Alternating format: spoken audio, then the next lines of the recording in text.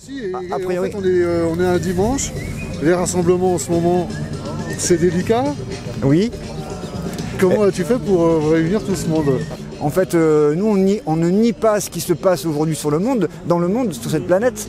Par contre, on se dit que dans la peur, on réglera rien. Et que du coup, la seule façon de ne plus avoir peur, c'est de reprendre confiance, de reprendre contact et de se voir et d'être ensemble. Alors qu'est-ce qui va se passer aujourd'hui? Eh ben, c'est une scène ouverte en fait, une scène en extérieur. Tous ceux qui ont quelque chose à raconter, quelque chose à chanter, quelque chose à danser, quelque chose à jouer, sont les bienvenus pour partager avec son prochain et sa prochaine.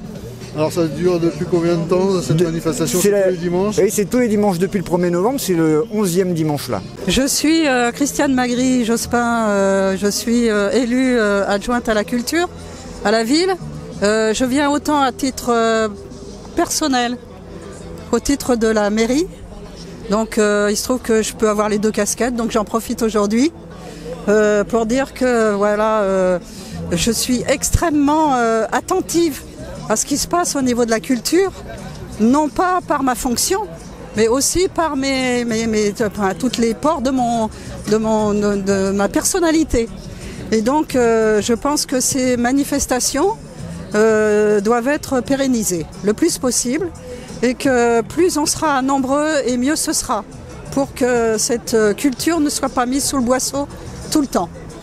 Vous savez que vous avez le droit d'être là parce que cette manifestation est déclarée en préfecture. Profitez-en. Jusqu'à 14h. Est-ce que ça peut ne pas durer? Alors voilà, l'idée de ces rassemblements, c'est simplement qu'on puisse se retrouver, profiter du soleil qui est de notre côté, et puis de partager des choses. Peut-être que parmi vous, il y a des gens qui ont préparé des textes, des chansons, de la musique. Il ne faut pas hésiter, c'est chacun son tour. Ah là là là là, un petit poème. Rien. Rien. Un rien t'échappe. Tout se lâche et siffle. C'est l'arrosoir venu de l'ouest. Un de ces milliers visages, tu sais, l'abricot divin. Cette peau d'hiver tout blanc. Résineux les 2 et les 3 sémaphores, sages et posés. Rien. Un rien t'attrape, tu le vois et savoures, tu le jettes et le prends. Un refusé, le véhicule certain. Y a pas eu de détournement de mineur. Le croque-note au matin de bonne heure. À l'anglaise a filé dans la charrette. Des chiffonniers en grattant sa guitare. Passant par là quelques 20 ans plus tard. Il a le sentiment qu'il le regrette.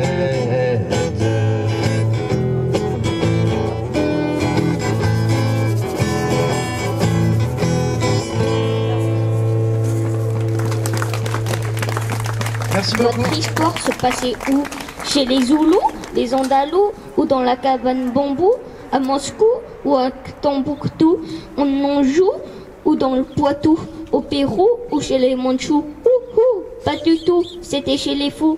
Robert Dens. J'ai juste un message qui est publié aujourd'hui par Edward Snowden, que je pense que Julian Assange soutiendrait.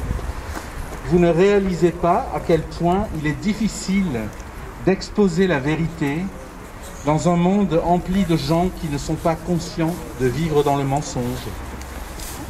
Et la phrase que j'ai dit, c'est une phrase d'Édouard Baird qui dit être artiste, c'est prendre un petit morceau de monde malade en réparation chez soi.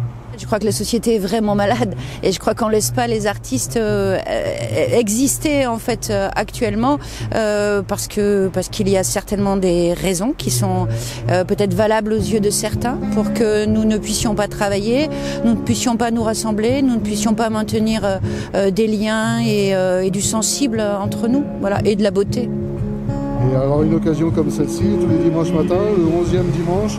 Mais je pense que c'est important parce que je pense qu'effectivement, parce que d'abord tous les théâtres sont fermés, tous les lieux de culture sont fermés, donc moi je suis là aussi parce que je ne peux pas exercer mon métier, mais aussi parce que c'est un moment où on se retrouve simplement entre citoyens, entre gens qui vivons ici sur ce territoire, où on peut se recroiser, se sourire, sentir qu'on est ensemble, échanger des mots, parler de ce qui nous préoccupe, réfléchir à vers où nous allons et quelle part nous pouvons prendre pour changer le cours des choses en fait.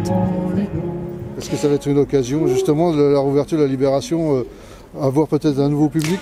Ça je le sais pas, tu vois, parce qu'aujourd'hui on est vécu comme des gens non essentiels, enfin notre secteur d'activité est non essentiel, donc ça veut dire que l'électorat n'a pas forcément besoin de nous.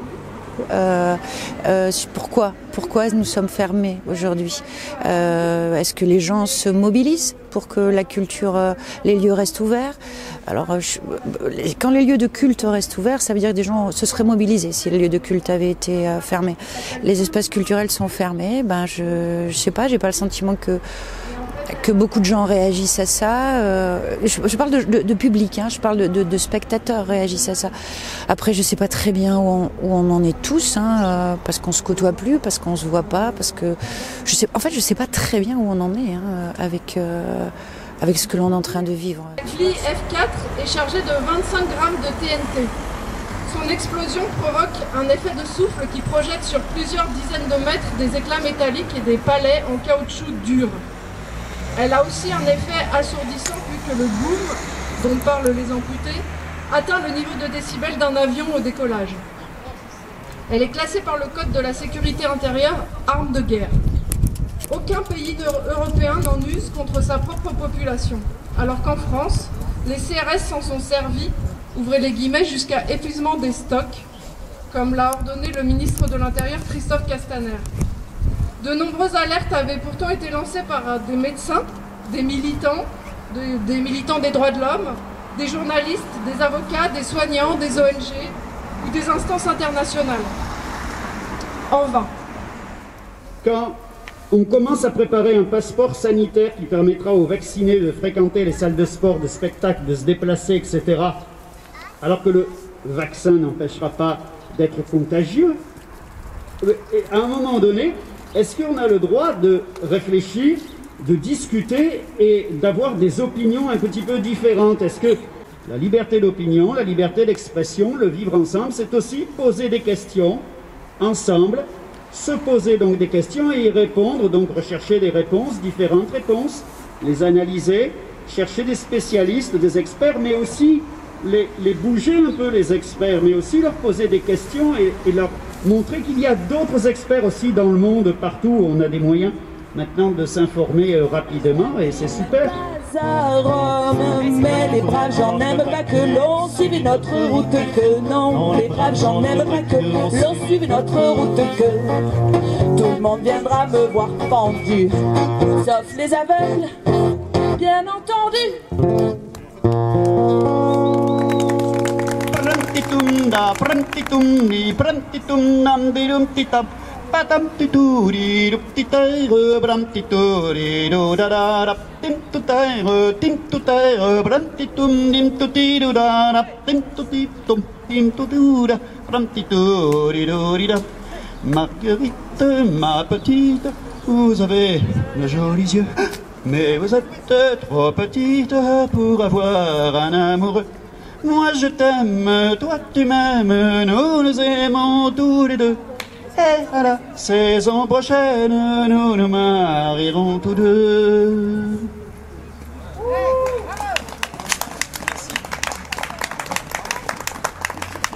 Boreia. Bon là on rigolait mais...